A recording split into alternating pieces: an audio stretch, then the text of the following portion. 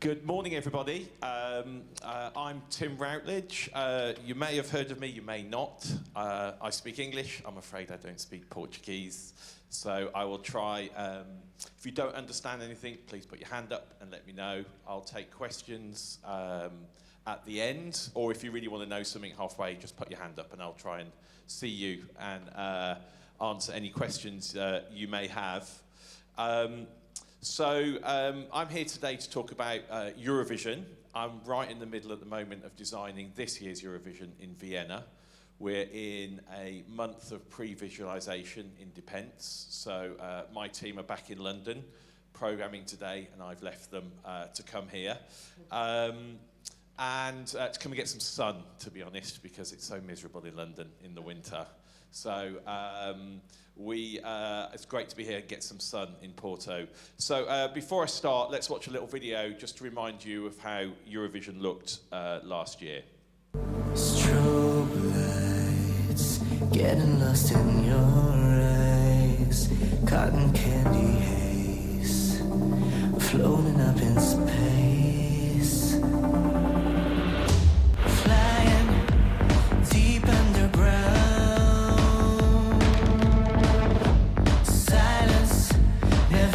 So loud. Step into the mirror to bright new dimensions where no words are needed to feel the connection. Where clocks never ticking, where love is the ending. Come down through the looking glass. Strobe lights, get lost in your eyes. Cotton candy haze, we're floating around in space.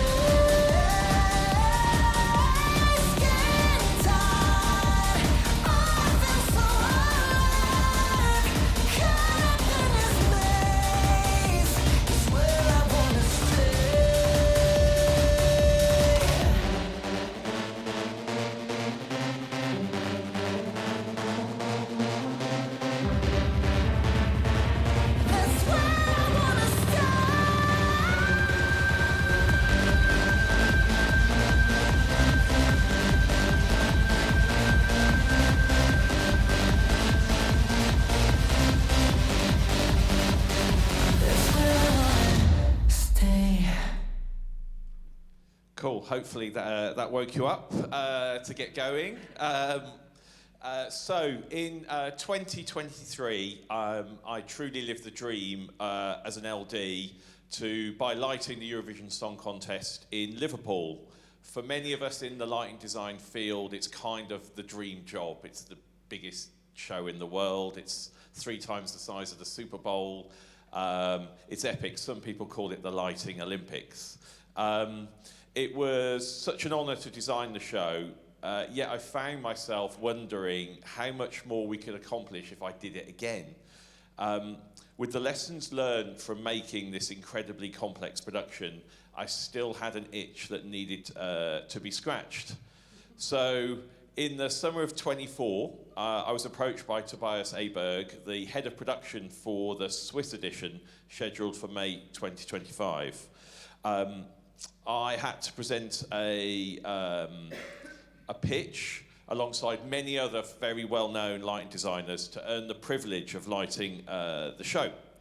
The pitch isn't a creative pitch. The pitch is, and this is what's weird about our job as lighting designers sometimes, it's not always 100% creative. So because we didn't have a set design for Switzerland yet, you can't really get into the lighting design of a show. So your pitch to do Eurovision is based on budgets and who your team are and the politics and your vision of how you work with people and your schedules of how you might program and pre-visualize the show and a wealth of other information. So it's kind of where you realize that lighting sometimes is kind of 50% lighting and 50% politics and boring budgets and spreadsheets and things like that. So the production of this year's show in Switzerland was handled by the public broadcaster SRG, similar to our previous collaboration, which was with the BBC, and if Portugal were to host, then it would be your local broadcaster. 2 weeks later, I submitted a comprehensive 36-page document through the host broadcaster's kind of purchasing portal, a very boring website that's designed for them to order millions of pounds worth of equipment and supplies. And then I took a short vacation. Upon returning home after a few days away, I discovered that only one page of my presentation had been uploaded to the Swiss. And my entire really cool presentation had got stuck somewhere in the internet and never properly uploaded. And I'd missed the deadline. Thankfully, a very swift email and some very forgiving bureaucrats, they allowed me to resubmit the whole document to hit the deadline. I missed it by a day, but they kind of understood. So a week later, we were shortlisted and invited to pitch directly to the show's executives. I found myself, as busy lighting designer, you're trying to cram things in all the time. So I did my presentation from a dressing room in Birmingham in the UK on another show we were working on, nervously presenting our philosophy, our ideas, our team, our budget. And it's not budget of equipment, it's really boring things like flights and per diems and expenses and all my people and follow spot operators. So it's a very dry kind of budget. And you present this to about 12 people nervously, and remarkably, those people then who are seemingly just staring at you down the internet on Zoom soon become your dear friends after working with them for a year. And so at the point where we're pitching, we don't even know where the show is going to be. So at that point, the show is either going to be in Geneva, in the Pal Expo, which is a really big exhibition centre. It's where you might host ProLight or one of those big exhibitions. It doesn't have seating, it doesn't really have facilities, it's just a big box. And then the other opportunity was in Basel, which in Eurovision terms is quite a small arena. So the two cities, they pitch to host Eurovision. And a lot of it, again, is down to money. Which city is going to offer the most money to put on the production and look after the production best and offer better things for tourism and things like that. They soon realised that the Geneva option would have cost a lot more money to put on because we would have to have installed huge seating banks and all the infrastructure you need to turn a big empty warehouse into a venue. And Basel, the lovely town of Basel, was selected. So one of the most important parts of pitching is how you make up your team, who those people are, and what their experience is, and how rounded a team you're offering. I was really blessed in 23 with the most awesome team, and it was a no-brainer to round up all the troops again to do 2025. So on the right, Morgan, he owns the company with me, he's my business partner, and his main role on Eurovision is the generation of the 3D visuals, so he creates the Depends model and all of the animations. And he runs the previs department for us during our month-long previs sessions. And Morgan also looks after what's called the viewing room, where after every performance, after every rehearsal, the delegations, the country comes in and they give us 1,000 notes about their performance, and Morgan's writing all those down and feeding them back to me. And then James in the middle there is a long-term collaborator of mine. He's an incredible programmer. And designer in his own right. But on this show, he's just a designer. He's one of my associates. He doesn't program. That comes down to my amazing team of programmers at front of house. So this is our daytime team. In Eurovision, we have a 24-hour programming team. So these are the main guys that run the show. And then we have people, when we go to bed, that continue the programming for us. So, and I'll get into that of how much feedback we have to deal with and why it needs to be 24 hours shortly. So we have Mark on the left. Mark looks after key light. His only job is to light people and light pieces of set. He doesn't do any of the chasing lights or the exciting fun, but his is the most important job. He's responsible for making sure everyone looks glamorous, gorgeous, if they're silhouetted. Maybe they're keylit in bright red, but he balances all the faces and looks after. And he was trained at the BBC as a key light programmer, and he works directly with Louisa, who cues and runs our follow spot team. Our follow spot team of 15 operators, and she does all the cueing of those. It's quite a tight operation. And, you know, even with key light, we don't necessarily nowadays just use beautiful light. We might use strobing, we might use colour, we might use gobo on the face to create different moods. Then we have Tom and Alex. Tom and Alex are both very experienced programmers in TV and big concerts. They do all the big TV shows in the UK. Tom does the MTV Awards in America as well. Alex does things like the Brits, big, huge concerts, and they both work on shows like the Olympics. So very, very safe hands. And then the other part of my team is the video programming team, led by Sam in the middle. And these guys program all of the media servers for us. So we look after all of the video programming and taking all the content from the delegations. The balance of the video and screens and its interaction with lighting is kind of crucial to how Eurovision or any TV show with big screen looks. So it's really important to have a really strong team. All of these guys I work with on many other shows and have toured with. All of them make content as well, though they don't make content for Eurovision, but they're all content creators, so they understand the process.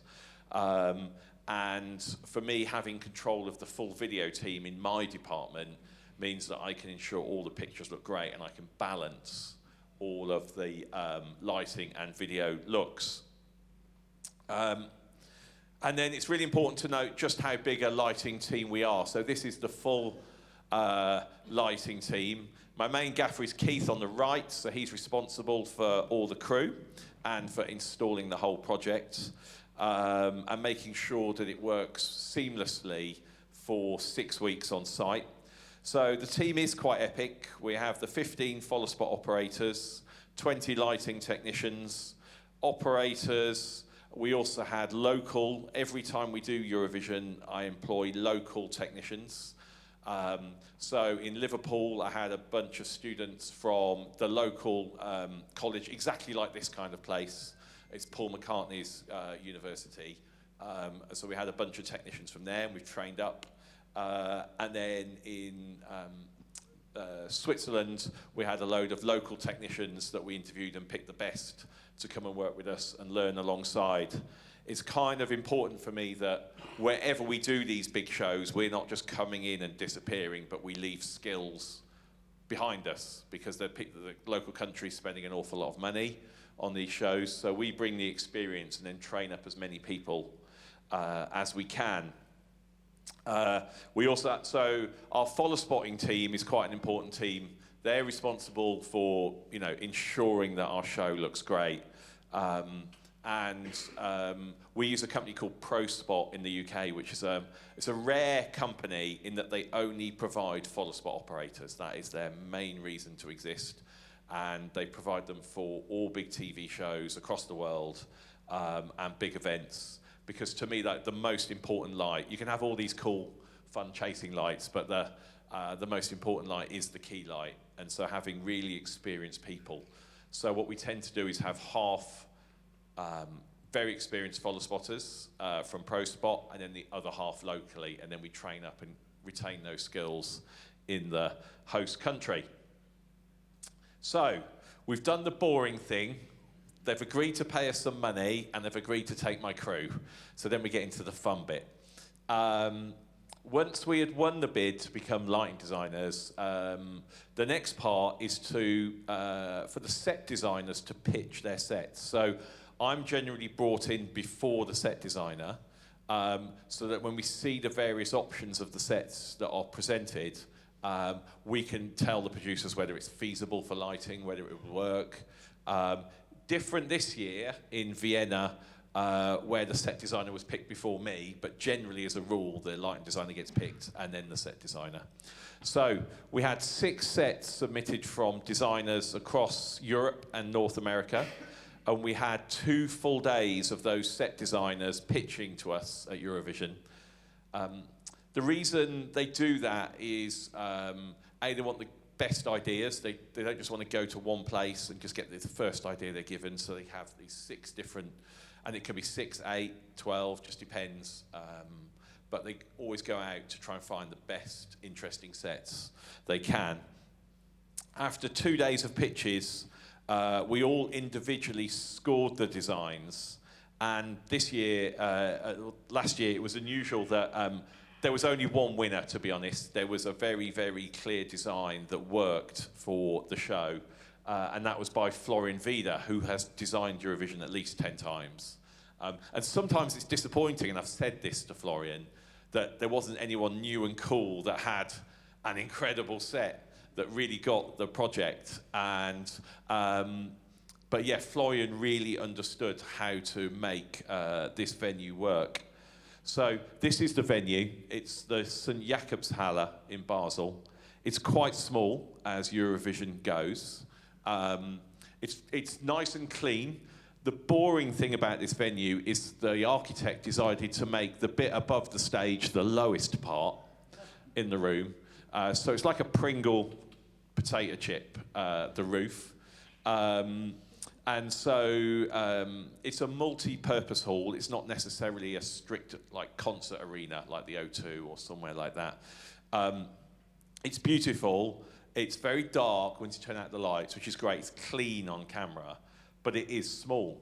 And the other issue is there's no weight loading in the roof. There's very little weight loading in the roof. So for the biggest show in the world to be in a small venue with not much weight loading is not ideal.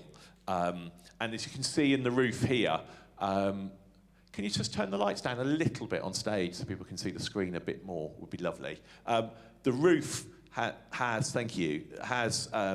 these beams all the way along in the roof, but you can't get above them to hang a truss. There's nowhere that you can't put your hand over and put rigging equipment. What they have is every 5 meters is a ring you can then attach rigging to. So you can't fly everywhere. It looks like there's a perfect position to put a truss everywhere, but you can't in this venue. So there's not much weight, there's not great places to hang from, and it's super low. And so when we went out to the set designers, it was really clear we had to put a ground support structure in the building. We would have to support a lot of the equipment, sound, lighting, scenery from the floor, and use a truss structure from the floor. And the set designers all went away and looked at that. And when we saw Florian's design with the 3-dimensional frame, it was really clear that this had been really well thought out. So this frame isn't just a beautiful structure. This frame is the legs of the ground support. And then that truss goes all the way to the back of the stage, and then another set of legs at the very back. And this structure was designed to hold all of the rigging of the show. And so Florian took an ugly structure and turned it into something rather beautiful. And also made it feel like the proscenium frame of a theatre, like we're in today. So it was playing on that theatrical world, and took this kind of restriction of rigging and made something that was really kind of cool. So we also, in this set design, he had a set that the stage itself was like a forced perspective, where it's wider at the front and shallower at the back. So it forces your view into upstage centre. We have a catwalk, that's the stage down there, a catwalk down here, and then a long stage that connected the frames, so which we called the frame stage. And the first thing I wanted to do when I saw it was attach as many lights as physically possible to this structure, but in a very clean way, So we edged the whole thing in Acme Tornadoes, which are these fixtures here. They're like a 5-beam, they're 1 meter long with 5 fixtures in each one, but they give this super tight beam. But also you can zoom them and make them wide and make them feel very differently. And then you'll see in a few pictures later, we had a load of Acme pixel lines built into either side of the screen. The thing with Eurovision is you have to do everything on both sides because the show is filmed 360 degrees. So everything we had on the front, we had on the reverse as well. And then it became really obvious to the whole team that the frame could be used for so many things. And one such innovation was the use of augmented reality, or AR, within it. AR can be very expensive, and it can take up a load of time on site. And also it causes problems with delay. So when you start to add graphics that are rendered in real time, it adds 5, 6, 7 frames of delay into the picture so you have to delay the audio, and it gets really confusing, and we all work in a delayed world because of this augmented reality, and it blows your brain a little bit. We want to do something really subtle, classy. We didn't want AR animals or big 3-dimensional objects. We didn't want big elephants driving around the stage. And Switzerland is known for design and, more importantly, fonts. And so we wanted to play in that world a 2-dimensional font that could live within the frame for signposting, but felt that it was real, so as the camera moved, it stayed within the frame. So at the start of the load-in, 800 AR stickers, which are tiny little reflective stickers, were placed all over the ceiling of the venue for the AR cameras to lock onto, so they understood where they were in 3D space.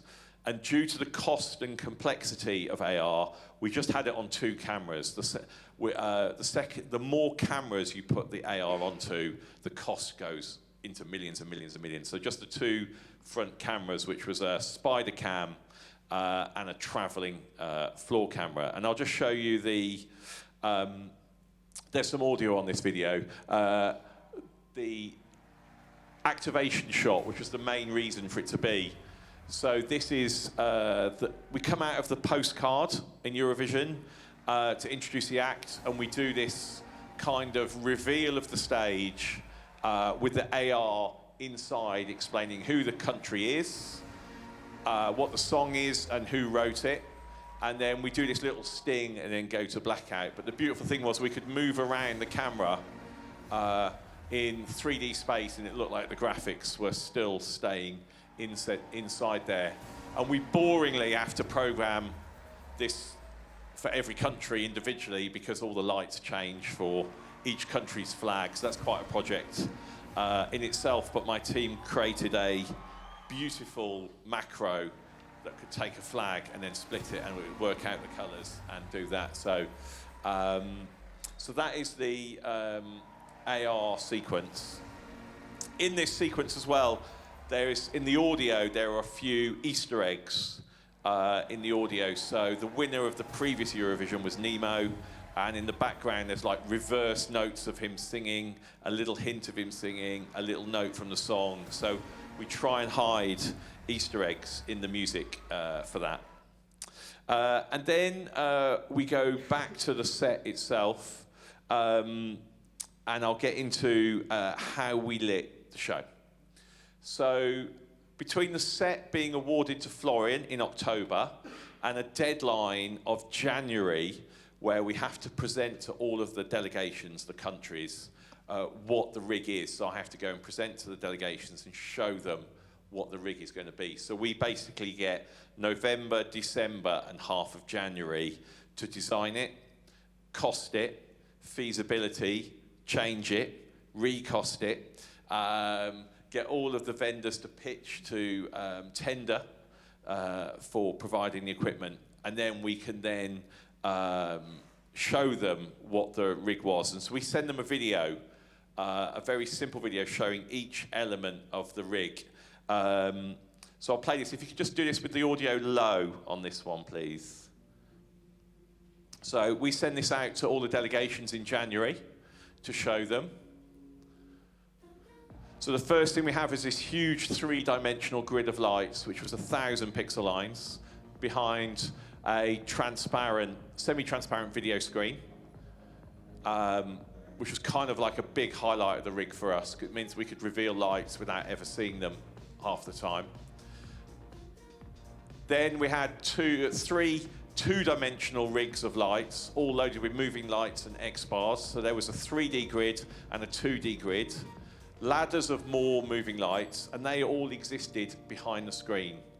We're now forward of the screen, and we have these GLP Krios in front of the stage. We have SVB1s built into the mountains, and then all of our beam lights, which was Ayrton Mamba. And that's just the rig just in front of the screen.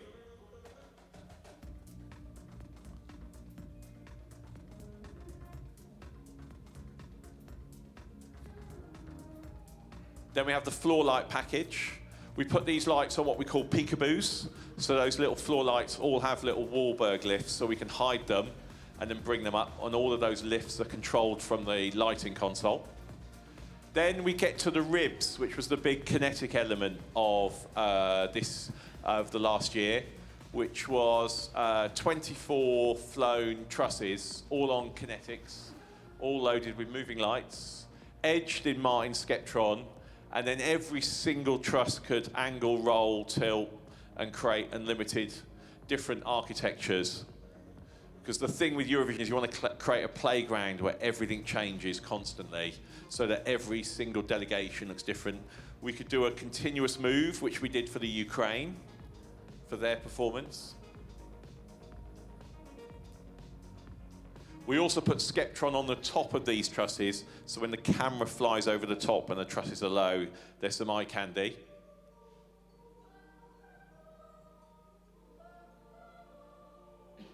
So they'll disappear. Then we had some more kinetic trusses. These are the perspective trusses following the shape of the stage. And these could all move. These were edge-to-edge Rivale and more Acme Tornadoes. And again, these could come down, angle, dress the side of the shots. Again, giving us completely new architectures, which is what the show is all about.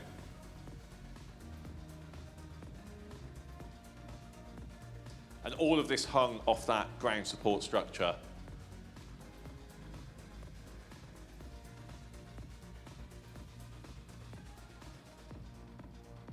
Then we spin, we've got our frame with our pixel lines built in, and then our Acme Tornadoes on both sides.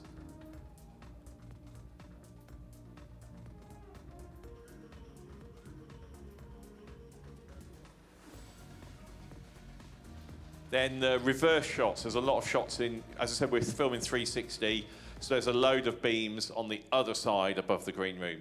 And that is before we do all the key light, and that's all the fun stuff. And then there's hundreds of fixtures for key light and audience light and all that kind of thing. So I see designing a lighting rig for any multi-act show, but especially Eurovision, as kind of a Swiss Army knife, and apt that this year was in Switzerland. Every light in our rig should have a multiple use that can be used in a different way for each creative. Lights that can add depth, sparkle, huge power, volume of light, and architecture, all from one fixture. And as I said, in Liverpool, I found a very cost-effective lift from Wahlberg, which are these tiny little lifts that are only about €1,000, where you can place a small moving light and it can rise from 1 meter up to 2 meters. So you can instantly hide a light and then let it disappear. And then this was the main rig. So a huge list of fixtures. We had, as you can see at the top there, 96 and 924. We had over 1,000 pixel lines just doing the 3D grid. Super dot lines, 270 tornadoes. The kit list goes on and on, 168 Roby SVB1s, 100 Mambas, Fortes, lead beams, Nando washes. So yeah, a huge list of equipment that is needed to create a rig of this size. So let me take you through the elements in more detail. So this was one of the most exciting and complicated elements of this year's design.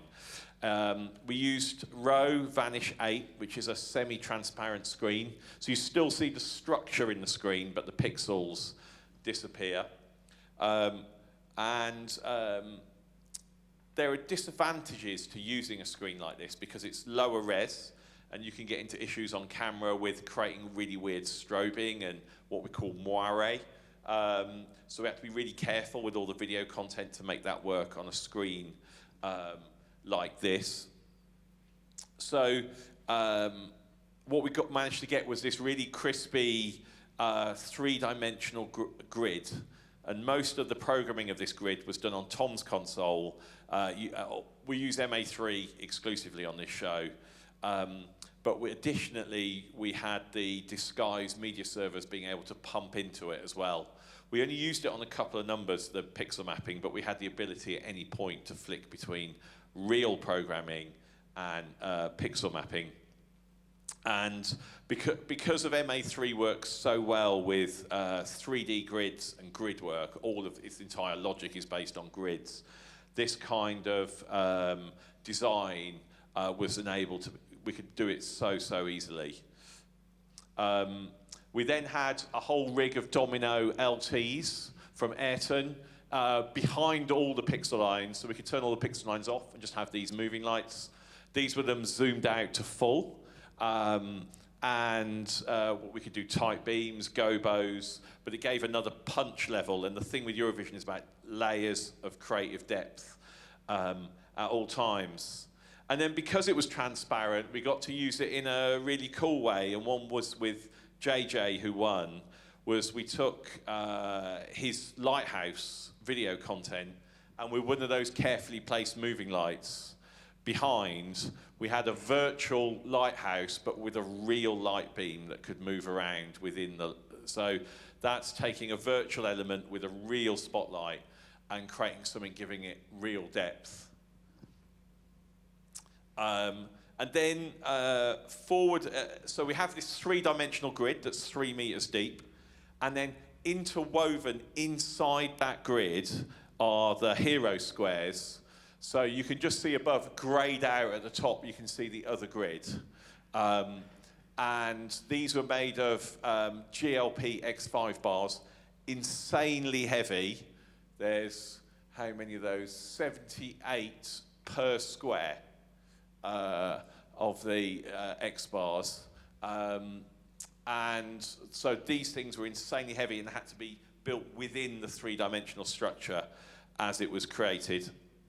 But we could use that for things like this, which was creating a volumetric Swiss flag for the end of Nemo's performance. The hardest part of all of this was, how do you build this? I mean, I don't build it. Oh, you can mute the audio on this one, thank you.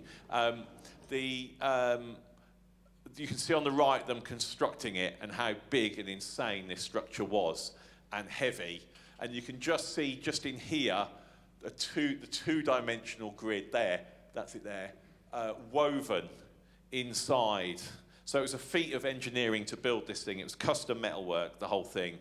And then on the left, you can see Keith, my gaffer's kind of instruction manual for the crew of how to build it, obviously blown up on here, you can't really see the details, but like all the DMX address, power, which socket in the snake it's being plugged into. And so there was a page made for every single part of the square, so the crew could work along find the right fixtures and build it so that it went in and everything was the right orientation as they went. So that was a beast. That took 2 weeks to build that structure, to build, cable, test, and make it work. I didn't do any of it. Then came the rest of the rig, forward of the 3D grid and the screen. We work in Vectorworks as our main design tool, and I can't draw by hand at all, so I sketch everything in Vectorworks. So I'm really quick at using it and being able to create rigs super fast. And in fact, the rig for this came to me really quickly, the whole design of the overhead grid, what kind of fixtures we were going to use, super quick. Some shows are weird. They come to, you can instantly see in your head what you want to do and how you want to achieve it. And other shows, it can take me a couple of weeks and I have no ideas at all. And it's really weird sometimes how shows can appear in your brain or not. So the next part we had was the kinetic elements of the show, which were the 30 trusses that could move, angle, and tilt. So these were our perspective trusses. We always want to make sure on shows like this that the trusses are clean. We don't really want to see the metalwork. So I tend to have them clad in high gloss, black material, so they look like feel like a set element. They don't just feel like a piece of engineering or triangles of truss. We try and hide it and make it feel as sexy as possible. So we had a rig of rivales inside the truss. All of these trusses were built in London with the fixtures already inside and then transported on trucks, clipped together and flown out. So we pre-rig all of the lights onto trusses in London. And then here you can see how those trusses worked out. So on the left here and the bottom here, you've got the perspective trusses with those tornadoes on. And by dropping those in, we kind of hide the audience with beams and clean up the shot with nice curtains of light, super clean. And then on the right-hand side, you can see the tornadoes doing this kind of cool wave effect that you saw in the video. And then the trusses brought in super low, or a mixture here of the angled ribs and the left and right perspective trusses. And here's all those ribs hung off that ground support structure. So super tight packed, not much weight, still a very small venue. And there's at least, it's about 600 fixtures in that tight, small space. The stage isn't that big, so 600 fixtures compressed, and the trusses were of different sizes, so again, it forced your perspective as you were looking at the stage. And here's a few more examples of that. So for Slovenia, we had them raked from high at the front of the stage all the way down to the floor, creating this huge epic ceiling. We created a roof for Albania, split with red lights on one side and white on the other. I think that's Croatia. It was a terrible song, but the lighting was cool. And that was kind of random trusses all over the place. And then for Armenia, we just dropped everything down to form this corridor that he walked through. So they were all super low, again creating really cool, different architectures. And what we do then, with the video that I showed you, we also then send to the delegations simple lighting plots. We don't send all the technology, all of the cabling, all the fixture numbers. We send them a very simple document because this is going to creative directors and choreographers and people like that. This is just to show them the different elements of the rig so they can clearly see where things are. And we do like a 50-page document of these are the floor lights around the edge of the stage, and they can lift up on the lifts. So really crisp that anybody could understand where the lighting rig is based. We also did it in red and white to keep the Swiss happy with their flag to make it. Fortunately, we're in Austria this year and it's the same colour, so we're very lucky. Then previs. So this is the period we're in right now for the next Eurovision. We're in London right now doing this for a whole month. So the model is created. Morgan built this one. I built this year's one. So we take it from Vectorworks, we export it as an MVR, and then we take it straight into Depends. And we have the 3 programmers, the 3 associates, and we spend the whole month going through every single performance. But before we do this, 2 days before we start this process, I go to the host country and have a speed date with every single country. So I have 20 minutes date with every single country individually to find out what they want, talk through their performance. But that meeting is not just lighting, there's the camera people there, the special effects, video, etc. So we get 20 minutes to work through what they want. And then the very next day, we start programming. So the second we have speed dates, it's go time all the way till the final. So it's a month of previs, then straight to the host country, program the show, rehearse the show, and go live. So it's from now until May the 17th, I have no days off. This is my only day off. We typically allow about 3 or 4 hours for each performance. So I sit with the programmers in the morning at 9 o'clock and we talk through the performance, the look and feel. We might watch the national selection performance, so that each country has a TV show where they pick the contestant. So we'll watch that, but the creative often changes between the national selection, but at least we get an idea of the song. We look at their documents. They have to send us a dance rehearsal. So in an empty studio somewhere, they'll send us a video of the performer on a marked out stage, roughly. France's this year came to us recorded in a car park because they needed a load of space. So these are invariably different for each delegation. And you can see here on the right, on his laptop, the programmer there, he's actually got their video on there, so he can see what their performance was at the same time. So I brief the guys, we talk through the whole show, and then, because of the way the rig's split, the rig is on different lighting consoles, we talk together about who's doing what, and that gets down to detail of who's doing which beat in each bar. So 4 beats in a bar for a song, and Alex there might be doing beats 1 and 3 with his fixtures, but Mark might be doing beats 2 and 4 with his fixtures in the chorus, but that may change in the verse or the middle 8. So we get into that detail of the cues. And we also, we use a system with Reaper that the boys have developed, which pushes the lighting cues from Reaper. They mark every beat, snare, kick drum, cymbal, every little musical bit that before we start, they do that the night before, into a Reaper file, an audio file, and then they push those cues to everybody's consoles. So everybody has a button that is flashing to the kick drum. Whether that button does anything doesn't matter.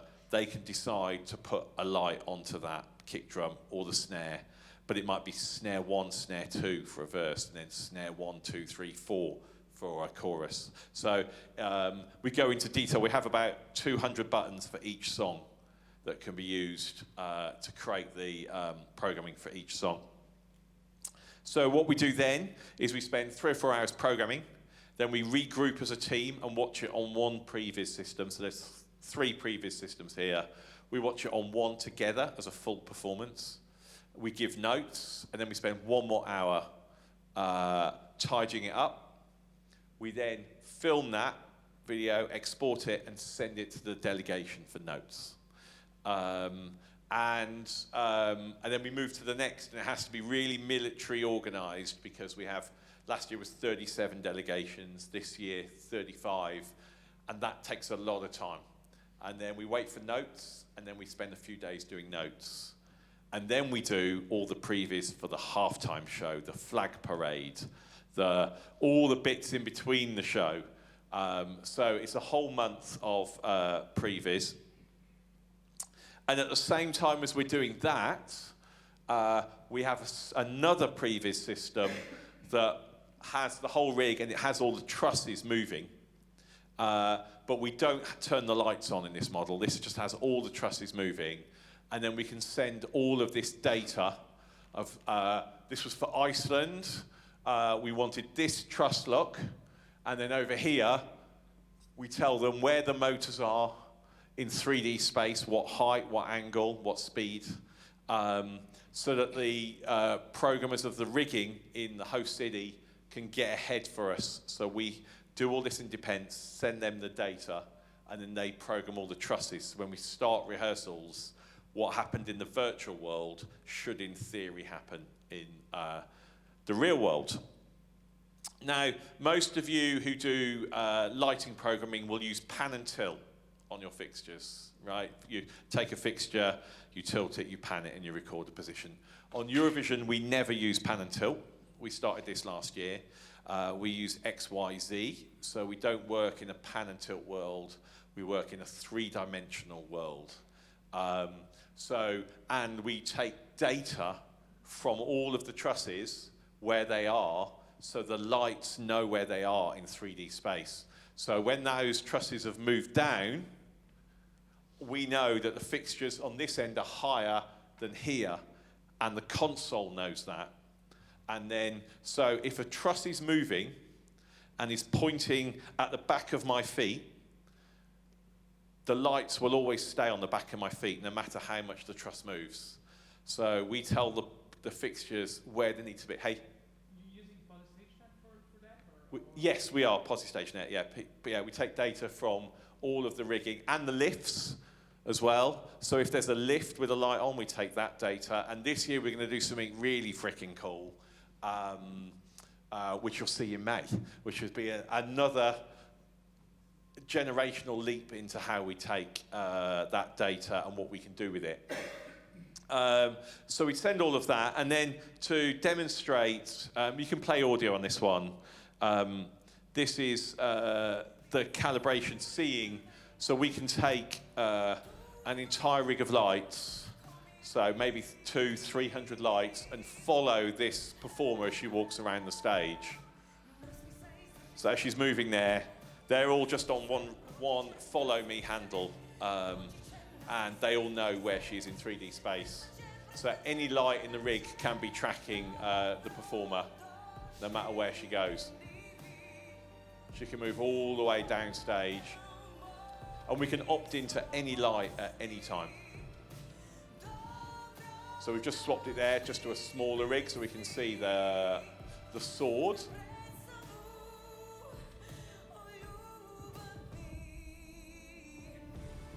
Now we can see we'll add more lights in and different lights as she walks down the catwalk. And they're all just tracking her in 3D space. Every light knows where it is, what it's doing, and we could move those trusses all the way to the floor and it would still be following her, no problem at all. Now we're using the floor lights. Oh. Let's get rid of that. Just mute the audio. Sorry, don't know what happened there. I think my PowerPoint thing went a bit funny.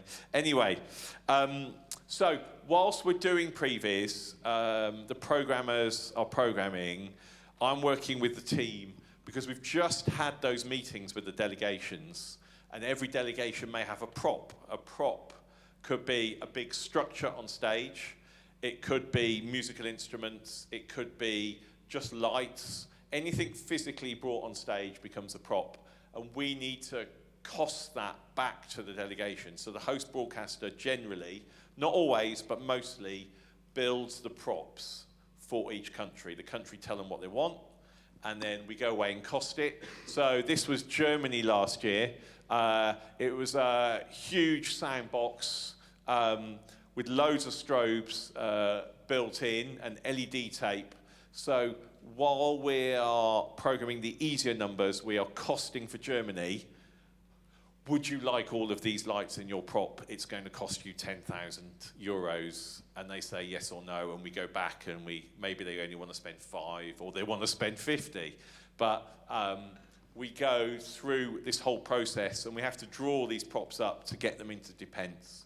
So we tend to prioritize the easier numbers first to previs while we're still working out the details. And we're now, for this year, I'm in the last 8 days of previs for the delegations. And we've got 8 props that are huge, that still aren't developed, and we're still working out the costs, but next week I've got to program them. So we're in this kind of really difficult balance of budget versus real. On this one as well, we had, she's lit with handheld lights by the dancers, so we have the Hydra panels from Astera. So the dancers are just holding these little light panels around her to light, there you go, they're holding those light panels, which I had in my garage at home, to light her while she's inside the prop. And then, whilst we're prevising, this is the loading. It takes about 2 weeks to load in Eurovision, which is not a massive amount of time. 2 weeks for the technical equipment. There's about another week of infrastructure before that. They mark out the whole floor with lasers, so everything is super precise. You can see here the huge ground support has gone up. Stage is going in. The trusses have gone in, and we're testing all the positions of the different trusses there. The mountains that we have gone in, and then the show. So that's about 2 to 3 weeks of loading. So other things that, for years, Eurovision used to look like this. The big picture that everyone remembers from the magazines was always, how big is my front of house control position? It was just big dick swinging. And I wasn't a massive fan of it because, especially in smaller venues, this whole position was there to make these people look cool and actually didn't benefit the show. This was about how big is my front of house. So I changed that in Liverpool, and we've kept that for Switzerland and again in Vienna. And we've really made this as concise and as small. It's still a fair amount of consoles. It's still a big old team, but it's not about showing off what it is. For me, when I'm producing a show, we want as many people, audience, in the room, because that creates the vibe. It looks better on TV. When you have that big control position, you are restricting the amount of people. It doesn't look great on camera. It just looks good for TPI magazine or whatever. So for last year, we had the green room at the very back, and the green room was staggered. And on the first meeting on site, everyone was like, where are we going to put the front of the house? This venue's so small. So we actually built it underneath the green room and completely hidden. We just had a long slit window all the way along. And so the whole thing, so it made the green room look like it was floating, and we were all hidden in that dead space that would never normally be used. Then at the start, I was talking about Mark and Louisa, who do all the key light. And sometimes key light isn't just follow spots, it's moving lights, and it's very easy to talk about the big flashy stuff. But for example, with this performance from the Netherlands, this was all about really precise and complex key light, because this whole performance is what's called a one shot, where the camera is the same shot for the whole time. The performer is constantly moving around different objects, around the stage, facing 360. The biggest no-no you can have, so this is shot on a Steadicam. The biggest no-no you can have is a shadow.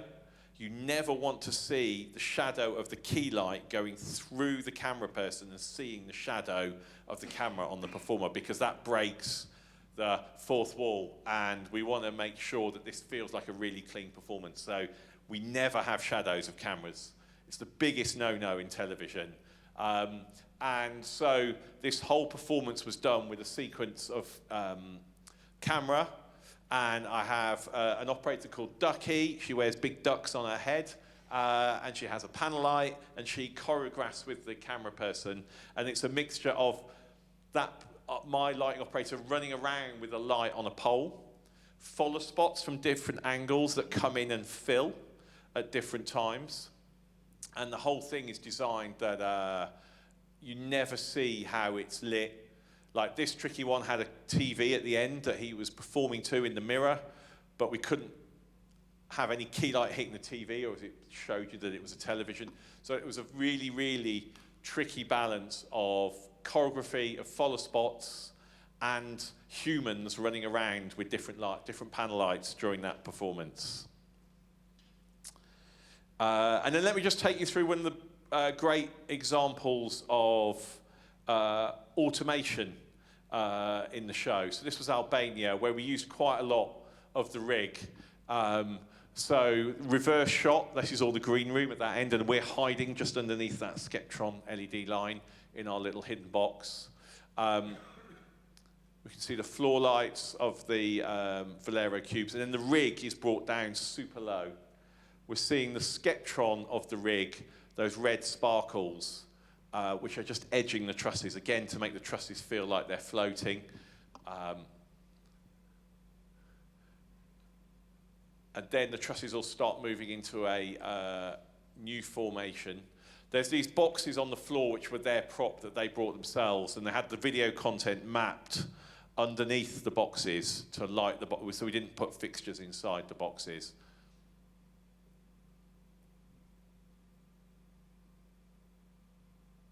And then while she's spinning round here, the trusses, I think, are all moving into a new architecture. Yeah, there you go. So they then form into a roof. So they're constantly moving the whole time. Her follow spots are on those trusses, so her back spot might be on one of those trusses, but that's still able to light her as those trusses are moving. The follow spot operator doesn't have to worry about that. They just have to keep following the artist. We turn it on and off. We color it from the console. Everything else is done. Only the operator does the pan and tilt. So you can see them in their full, as tilty as we dare without them breaking, to make this epic roof overhead. So that's my initial talk on Eurovision, but I would, it's a very whistle-stop fast tour through how we do it, but I would love to hear any questions any of you may have on Eurovision, on other Eurovisions, what I do, or anything lighting-wise, anything you'd like to know. Hey. Do you live for the design premise or the show itself? Like, what's your motivation? Do you think you enjoy more the before the whole process of creation, or watching the show unfolds? Yeah, I get. So the question is, what's the best bit? I guess is it creating, drawing, previs? They all have their moments. I love creating the design because when I'm on a flow with Vectorworks and I know what I want to create, I'm in it and I can draw super fast. And I love creating the plans. That's my number one favourite thing to do. And then actually the second best part of Eurovision is the meeting all the delegations and finding out how they want to use the rig that I've created. That's kind of them going, some really cool creative director from Sweden or somewhere going, we could do this, we love this, how about we do this with your rig? So that's the really cool bit. And then watching the programmers at work, because I used to be a programmer, I'm not a programmer anymore. But watching them work now in a completely different way to how I used to operate in MA1 and MA2, watching them work in MA3 blows my mind, especially the speed of some of these. They're so young and cool and quick. And then, just watching it realised. It's equal happiness all the way through because there's so many fun stages. And one of the best bits is when they say, yes, you can have all that equipment. That's one of the best bits for sure. Because you can draw 5,000 lights, but you're not sure if anyone's going to pay for it. So yeah, that's also equally cool. Anyone else? Yeah, got one over here. Thank you so much for the presentation and for the insights. This is the part that we usually don't get to see, so it was really cool to see the whole process. Great. My question is about some of the looks that you show in the video that we see on camera. Is like a dance between the director of photography and the lighting design. How much do you work along with the director of photography? When does that come in? Yeah, within I can that show you, in fact. So, I'm not online, am I? I'm not online. I will try. I wonder if I can get it going here. So, I work with a director called Robin Hoffander, who's directed about 5 or 6 Eurovisions. He's one of the best at it. It's a massive choreography between the two of us, and we work incredibly close together. I think I'm going to get the software up to see this.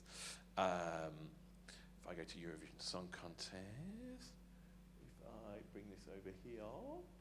So, we use a system called Live Edit, and this is the system that cues all the cameras. They used to use QPilot. This is very similar to QPilot. It's called Live Edit. Lots of TV shows and tours are now using it. So, and this runs the show on the night.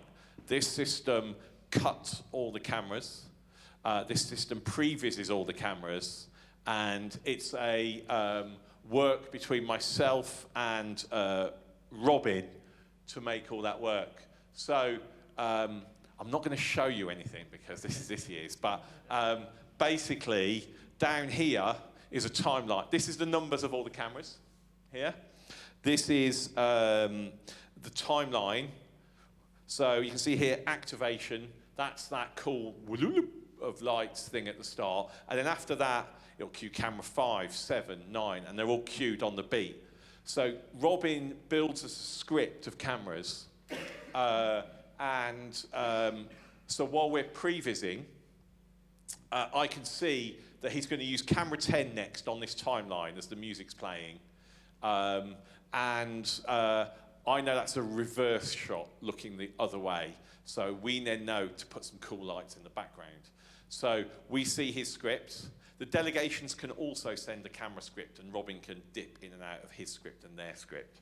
So we also then get depends to cut the cameras as we're programming. They're not framed exactly, but at least we know it's this direction or this direction. We don't know if it's a close-up so much or what exactly the shot's going to be, but at least we know the lights should be on over here. And then at the same time, so this video here is my previs of, this is Belgium, that we've done for this year. So if you were to play the timeline now, we would see the cameras cutting, but they would also, Robin would then see my lighting previs, so he can change his script and say, oh, Tim's doing a cool whoop of lights, so he might change his camera to see that thing. And then we work between each other daily, and I'll say, Robin, you missed the really freaking cool light thing. And he'll go, yeah, but we know we're showing emotion on the face at that moment, so we can't. But he will then, at certain times, go, yeah, you're right, let's take the wide and do something really nice into the lights. So it's a massive coordination of everybody. And down on here, on the rest of the timeline, there is the auto cue, pyro scripts. We can change the color of the cameras through this. We can add effects to cameras through this system. So it's very much a play between all of us in this live edit file. And then while we're programming and rehearsing, I can write notes on the timeline in here. So we have down here different lines. So we can add music, lighting. There's all these different tracks along here. I'm not going to show you that. And then I can write notes for the programmers, and I can do at tags. So I can go at Alex, can you make it less blue? At Mark, can you add a bit of key light here? So I put all of their notes into this system, and Robin can give me notes, and I can give Robin notes in this system, the director. And then we've written a beautiful script that the lighting programmers don't need to look here. This appears on their MA, and at the push of a button, Alex can see all of his notes from me and ignore everyone else's notes. So he can just see, Alex, at this time code, please change this. And that process goes on for like a month on site. So yeah, it's a huge ballet between all the departments, but using this piece of software. Yeah, good question, thank you. Anyone else? Oh yeah, grab one there and then we'll come, we'll grab this one at the back and then we'll come to you. Yeah. Oh, just this lady at the back, sorry. Hello, thank you for the very interesting talk. I was just wondering if you have any thoughts on like what is the most fun or most interesting like new technology in lighting to work with at the moment? Yeah, it's interesting because there's two things for us. One is, weirdly, and it's quite a boring subject, but it's follow spots has been the biggest kind of development in the last 5 years or so, that we don't use people operating spots up in the roof, or it's all done with automated tracking, or people tracking, but people using handlebars like RoboSpot and all those things. And for me as a designer, that's made lighting people much more interesting. I can do much cooler things. It's much more relaxed because we're not having to shout at 15 people. We're just saying, just point your thing. We will turn them off at the right moment, bang on the beat, or turn them on, or fade them, or color them. So that's given us, and then coupled with that is automating fixtures. We've released the lighting design for this year, so it's in the public domain, so I can say, but we have, this year we have 80 moving lights on individual winches. So we're going to be able to drop each light, instead of moving a whole truss, every light in the rig will be able to move up and down and move. And so it's that technology between the physical moving of the fixture and tracking humans, which is kind of the most exciting part of lighting for me at the moment. Today we have talk about AI. Yeah. How do you see the future with AI? So the question is, is AI a thing in lighting, and how do we see the future of AI? It's a tricky one. We use AI for writing some scripts, so it's quite a good thing for writing macros inside consoles. So we can take a script that we've written in Lua or whatever and get AI to refine it. So we're using it definitely on the back end of things, for sure. In terms of design, I don't think AI is really ever going to become a lighting designer, to be honest. I think that's very much, in the same way people are rejecting AI art, people are rejecting AI written books. It's never going to come from the heart, it's never going to be real, it's never going to feel emotion in the way that humans can. And lighting is such a tricky business of balance of technology and the real world and how light reflects onto objects and materials and onto people. But I use lighting to rewrite my sentences in my emails sometimes. But we've tried AI for renders and things like that, and it may get there, but the trouble with AI is that it's not repeatable. So you might create one cool image that isn't right, and you want to make a small change, and it will never make that small, it will always recreate it completely different. So we tend to just feel it ourselves, and I think there will be developments in AI for sure. There might be, I know people are writing scripts to break down your music, so if you get a piece of music, it will then do all of the laborious tasks, but I don't think you'll ever replace AI in the design end, maybe just helping some of the more laborious tasks of writing thousands of cue lists and things like that. I think that's where it will come to. In the middle. Earlier you were saying you start using another dimension on your positions, and you're saying the tracking bits is right now your favorite part in lighting. How did that change the way adding another dimension? How did that change the way you imagine your rigs and you imagine your designs? Because it enables you to think in a three-dimensional world more. Well, I've always drawn in 3 dimensions. There's always those things where someone says, oh, can we have those 10 lights, track that person? And you used to have to go, all right, well, they're going to have to walk at the right speed every night, and it's going to be Q1 to Q2 over 10 seconds. And you can get away with certain things, but it's always been a very laborious, slow process. We used to have to, if we had a moving truss and you wanted a position down here, but then you wanted a position down here, but then the truss was lower, you were making hundreds of preset positions, and it was you would do less exciting things because it was just too laborious, or you didn't have enough time on site to do everything you wanted to do. So it's enabling us to think completely different with the architecture of beams, how we create things, because we know we can achieve things quicker, or things that we wouldn't have tried before. So it's just enabled. So on Eurovision this year, has anyone seen the video of lighting for this year's Eurovision? Has anyone seen it? Let me play it. I think I've got it here. Because that'd be cool to see. Right, let's push this over here. Okay, there's music on this one. So let me just play you what the rig is. This is out in the open, so this is not me showing you anything I'm not allowed to show you.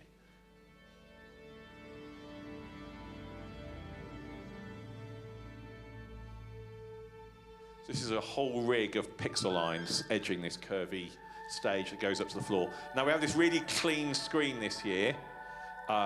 It's a high-res screen, not transparent. And then here's our grid of lights over the stage.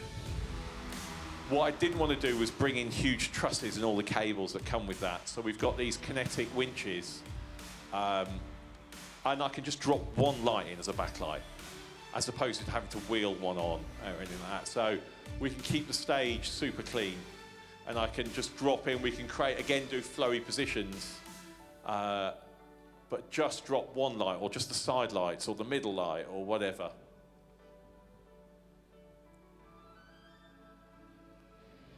And this was, again, the video that was sent to the delegations this year. Then we have another grid of lights at the very back of moving lights, but it's not in a big structure this time, it's more exposed.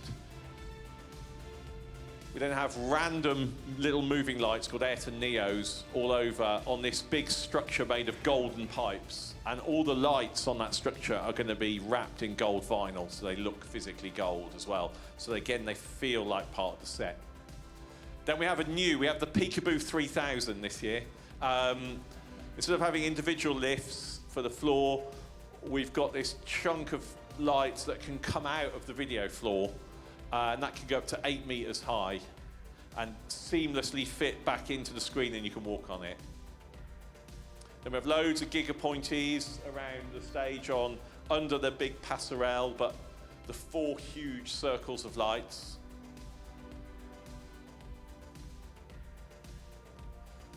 Then a huge goalposts of lights all the way down the side of the room. We've got Acme Pulsar 2s, which are double-sided lights this year. There's a strobe on one side and a beam on the other. Loads of cross light. More tornadoes down the room. Green room reverse, but the green room's going to look very different from that. And then that's the whole rig on.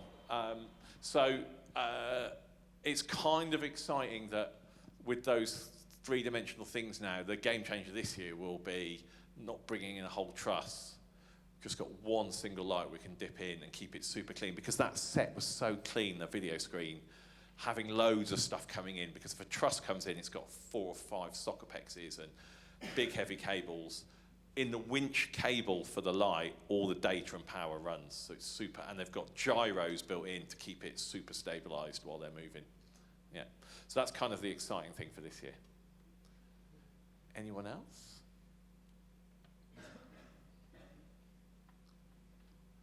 All done? No more lighting questions?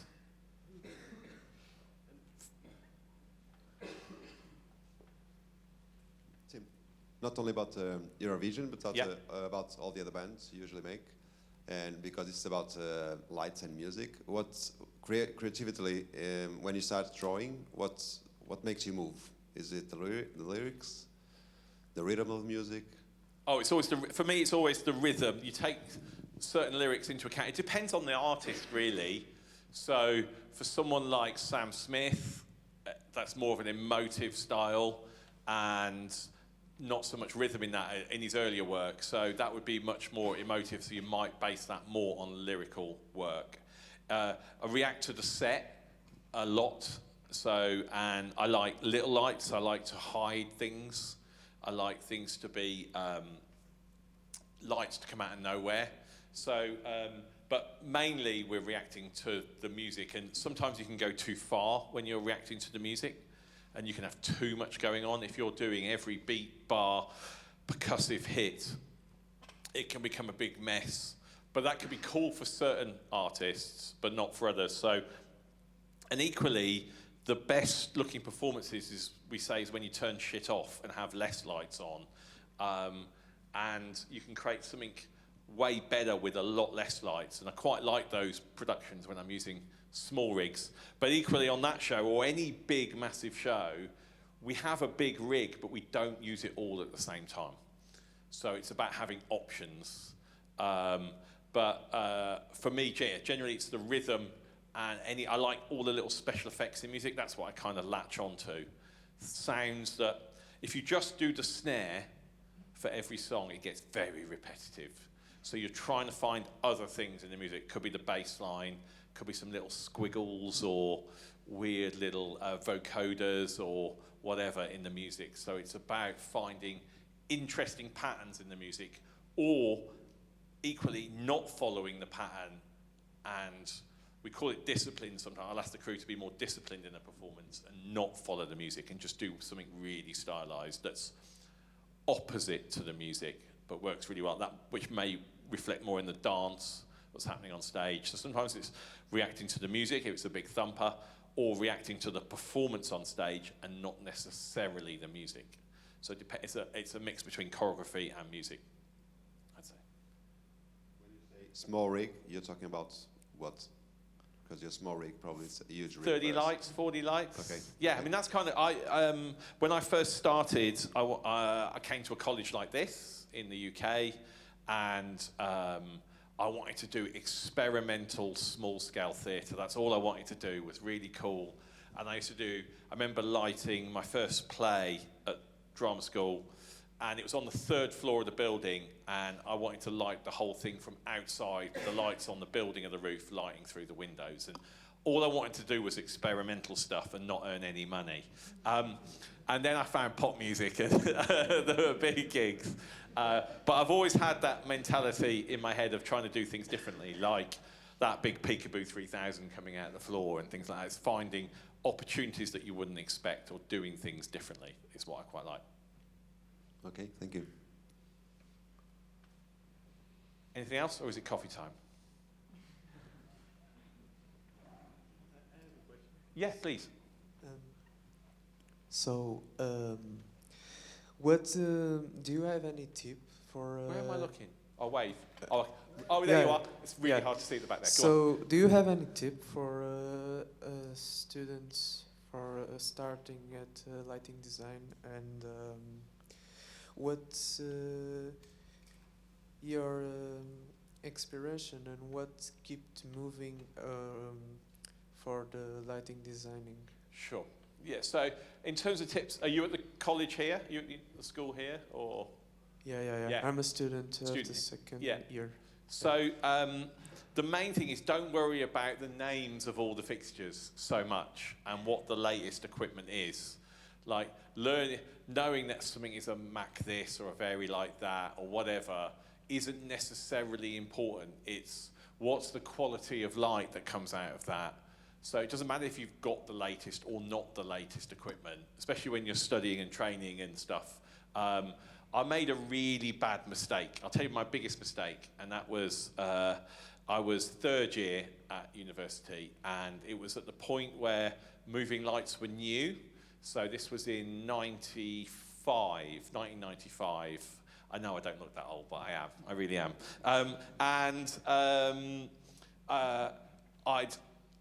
Golden Scan 1s from Claypaky had just come out. Like, this was like the early days of moving lights, after Vari Light, but the early days of them becoming mainstream.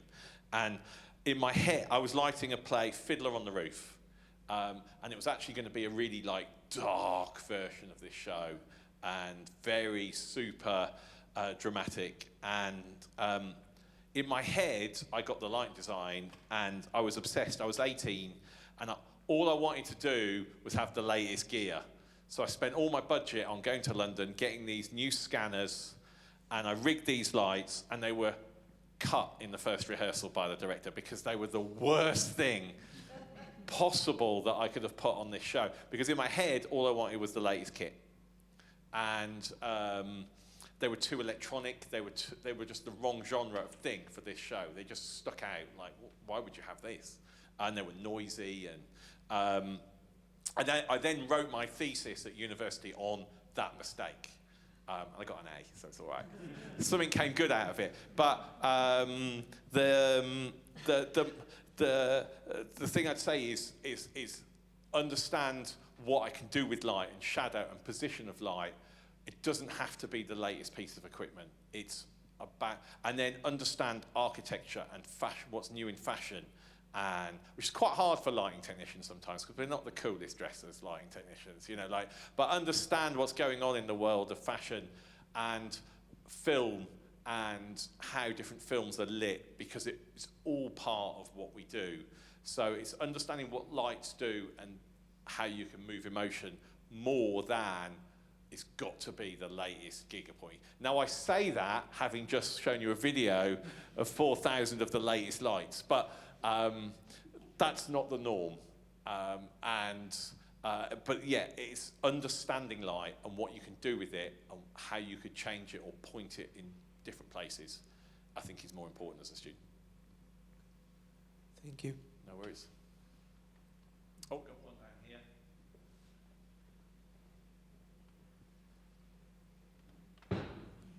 There you go. Just there. Hi. Hi. All right. Since you work with in these shows for a long time and you have this relationship with the companies, have you asked for the companies for a specific functionality of a moving light, or and they have responded to you? Like, imagine something big out of the whole market. So in many ways. So for instance, Robe make fixtures that I design in one way. So there's the Pat range of fixtures, which were my design and kind of a fixture that I wanted creating, and I design them and they build them for me as a kind of, I'm the designer of that fixture. But equally, things like Clay Packy, I used to go and do a lot of work on the software on the back end of their lights and talk about how their macros in their fixtures were too awkward and clunky and how they should crossfade and do things like that. So we are always talking to manufacturers. I'm lucky in a position of where I am that they come with prototypes. So we see a lot of prototypes of things and would this work? What would you change? We get asked a lot, me and the other kind of my equals in the industry of the level that I am, we get asked about what we're looking for next, what we're not looking for, what works, what doesn't work. So yeah, we are constantly reporting back on changing software in fixtures or optics or things. So yeah, we work a lot with all the manufacturers of how to make things better. Because effectively they want to know so that we'll buy them. Oh, one more down here.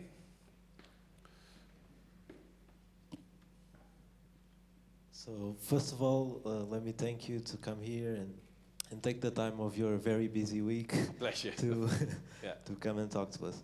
So what do you think about the position we are in the world of lighting regarding to LED lights in contrast to the halogen lamps, and what do you think about the quality of the light that comes out of it? It's never going to be as good, ever. And for instance, on quite a lot of shows now, we're told that we can't use any, especially in bigger national events and things where they have to get certification to show we're a green production. It's different in theatre, but it's never going to be as good as a tungsten light or halogen.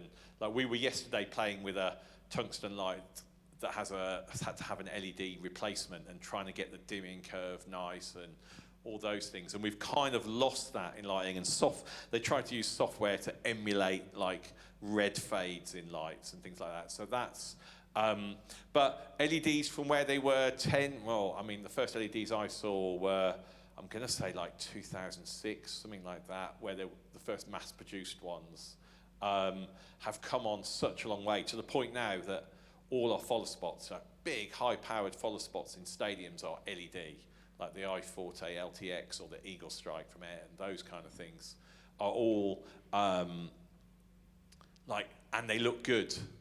You have to rely on the meter a lot to try and tidy them up, but we are at the point where they are pretty darn good, but they'll never, ever, I don't think, have the quality or feel of like a nice 10-second fade of a tungsten lamp and seeing it dipping through the reds and out, that vibe, and but it has changed massively. Everything we now use color changes, and either that's RGB or it's warm white, cold white. Even the basic fixtures can now do color temperature shifts. So it's opened up our possibilities, but it's also lost something beautiful and golden about what we used to have. But we don't have to cut gels up anymore, so happy days. Yeah. Anything else? Cool, in which case I'll say thank you very much. And if you have any questions outside, I'll be out for a bit, so say hello. Brilliant.